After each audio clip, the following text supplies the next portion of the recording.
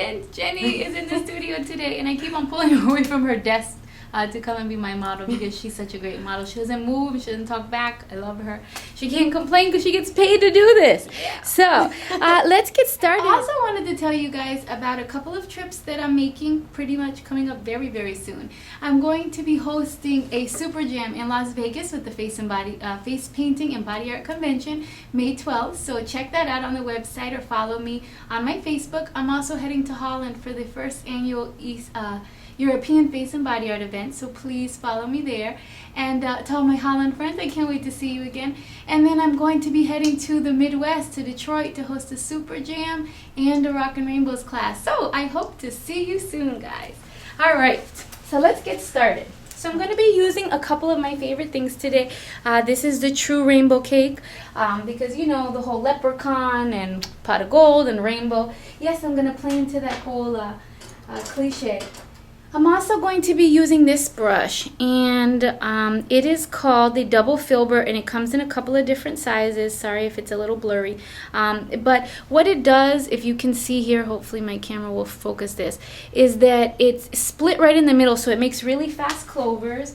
And then I'm going to be using one of my fairy fly kits. I like this one. It has the green, so I'll use that for my clovers. So let's get started. I'm going to start off by adding a little bit of gold and green to her eyelids so that I can have a base before I put down anything else. So I just took my sponge. I got it a little bit damp. I'm going to just load the gold right there on it.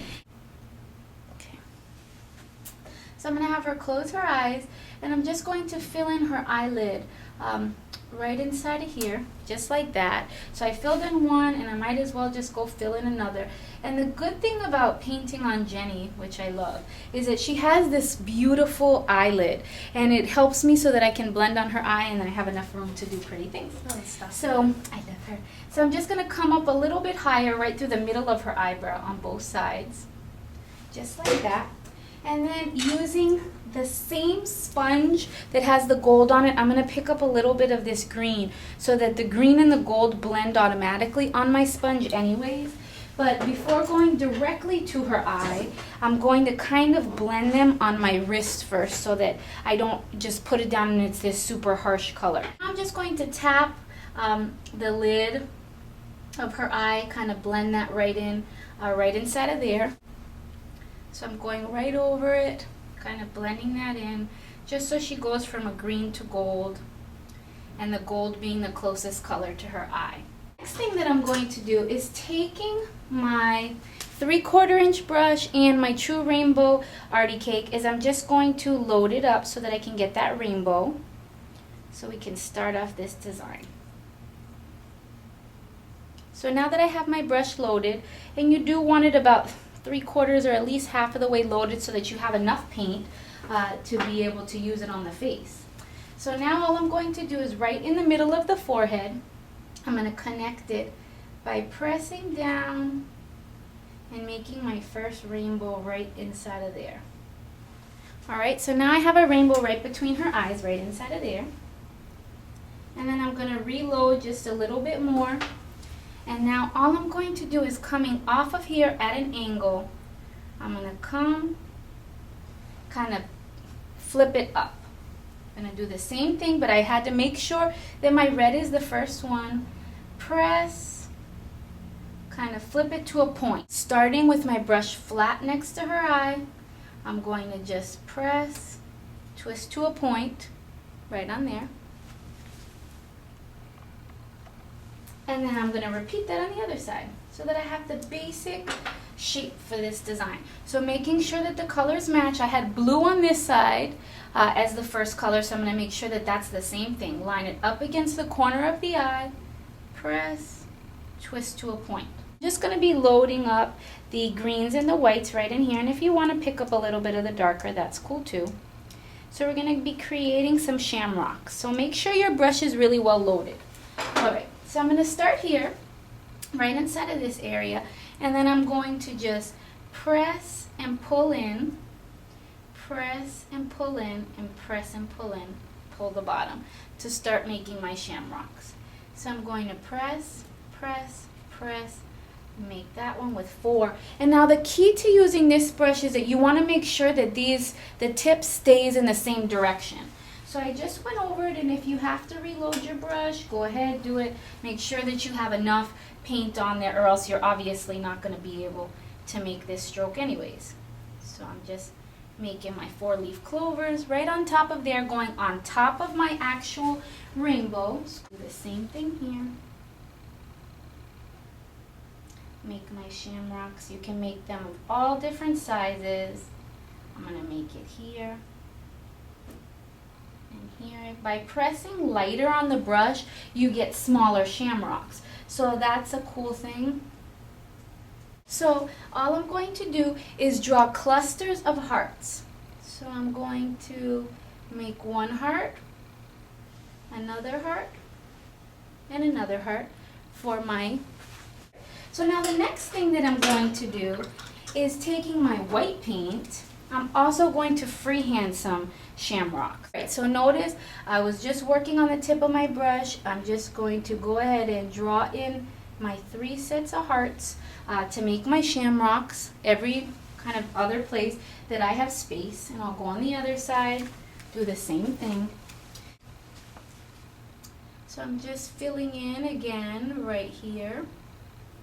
And sometimes you have to take a step back and actually look at your design and say, okay, where can I fit something else? Where do I need to stop? Because you know, the goal is to make your designs look good without them being far too much. Okay. Now I loaded my brush up with this green, and don't worry about this section because I'll fix that right inside of there. But this is a dark green on my brush. So now what I'm going to go in and do is I'm going to give all of my negative shamrocks an outline, kind of go around them, and it doesn't matter how thick or thin the outline is because we're also going to kind of wash that out on the edges, give it a watercolor effect. Okay, so like I said, I'm just kind of giving each outline something, just adding this green right on the edge of it, just so that you can see kind of where my green went. You can see how the green helps it pop. I'm just still outlining.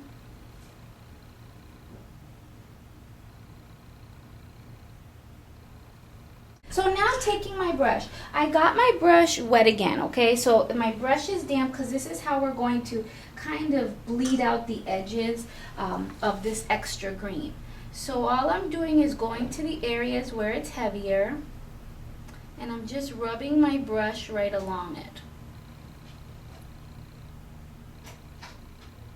Okay, so that I kind of give it that washed out effect right inside of there. And I love that look because it kind of gives it that fairy tale glow. Like I said, I'm a big fan of watercolor. So watercolor artists, share your work on my Silly Farm wall. I want to see everything. I love it. And just kind of wash out that edge so it's not so harsh. Come right under her eye in there. And I'm going to keep on going with washing it out. So in the middle of the design, I wasn't exactly sure what I wanted to do. So I took this beautiful new color from Fab. It's like a purplish, magenta-ish shimmer. It is so beautiful. And I just loaded a little bit on my sponge. And then I just went right over the bridge of her nose. And because it's already like a pearlescent color, it kind of just added that extra little pop that I wanted. So, you know, sometimes trying things, trial and error, is really what gets you to the point that you want to be at. With this design, what we're going to do is add some lipstick, because that's my favorite part, to finish it off and complete the look for my beautiful rainbow chamois girl. And then it ties in that purple that I used. Alright guys, so I hope you enjoyed this tutorial of our rainbow shamrock girl. I hope you enjoyed it. I hope you picked up some cool tips about how to use some of that positive and negative and have fun with this design. So thank you for joining me, and happy St. Patrick's Day.